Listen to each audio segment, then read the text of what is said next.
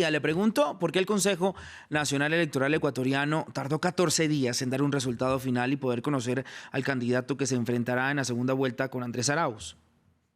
Buenos días y gracias por la invitación. Efectivamente, no hay una explicación convincente de esa demora. Lamentablemente, durante el conteo de la noche de las elecciones, hubo una enorme cantidad de actas que de alguna manera se les llama actas con novedades, en la que la ley permite o más bien obliga a que se las vuelva a recontar aparte por encontrar ciertas inconsistencias, errores o sospechas de algún tipo de, de- de- de- de- de errores, básicamente.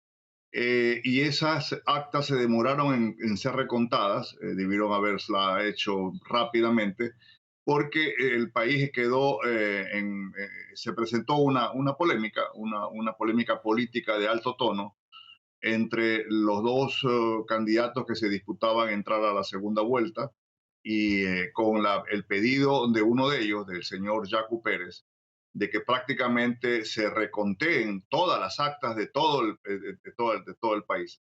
El problema es que la ley no permite eso hacerlo.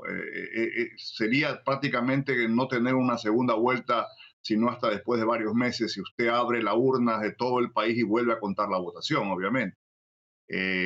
Hubo un acuerdo político entre los candidatos, más bien limitando el reconteo de las actas en ciertas provincias y aparentemente eso tampoco tenía un asidero en la ley Sí. y el Consejo lo que ha hecho es básicamente proceder a hacer el anuncio de la segunda vuelta y abrir la posibilidad, ahora sí, de iniciar las impugnaciones que sean del caso. Abogado, usted habló de esa disputa entre el candidato Jaco Pérez y Guillermo Lasso. El candidato Pérez quedó entonces en el tercer lugar, según dijo el Consejo Nacional Electoral, pero también él denuncia, como usted también lo decía, que hubo irregularidades, incluso fraude electoral en esta primera vuelta de las elecciones del pasado 7 de febrero. Le pregunto en qué se basan las denuncias de Pérez y qué maniobra tiene para poder apelar estos resultados.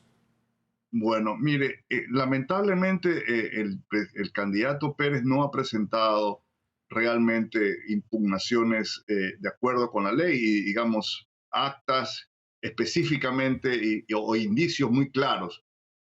Lamentablemente digo, porque esto crea pues obviamente una atmósfera de dudas, simplemente decir que cree que porque no ha entrado a la segunda vuelta ipso facto se ha cometido un fraude electoral, básicamente. Parte del problema radica que la noche de las elecciones, la presidenta del Consejo Nacional Electoral incurrió en un lamentable error al dar por un hecho ya que el señor Pérez estaba segundo en las elecciones cuando aún no terminaba del conteo oficial.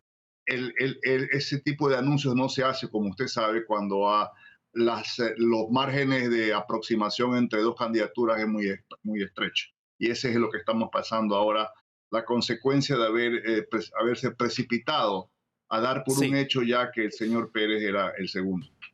Ahora, abogado, ¿qué podemos esperar en la segunda vuelta del 11 de abril? ¿Estaríamos frente al triunfo del correísta Andrés Arauz o Guillermo Lasso tiene chance de finalmente quedarse con la presidencia del país en su tercer intento? Es muy difícil predecir esto. Hace 4 años el señor Lasso quedó segundo en la primera vuelta, algo parecido a lo que está hoy en día, y tenía en su contra en la segunda vuelta electoral a todo el gobierno del presidente Correa, a la fuerza que hoy apoya al señor Pérez, también apoyándolo al señor Lenin Moreno. Y a pesar de eso, prácticamente quedó empatada la elección. Para algunos hubo un triunfo de Lazo, o recordará quizás usted el apagón electrónico que sufrió el Ecuador por varias horas el día de la segunda vuelta electoral.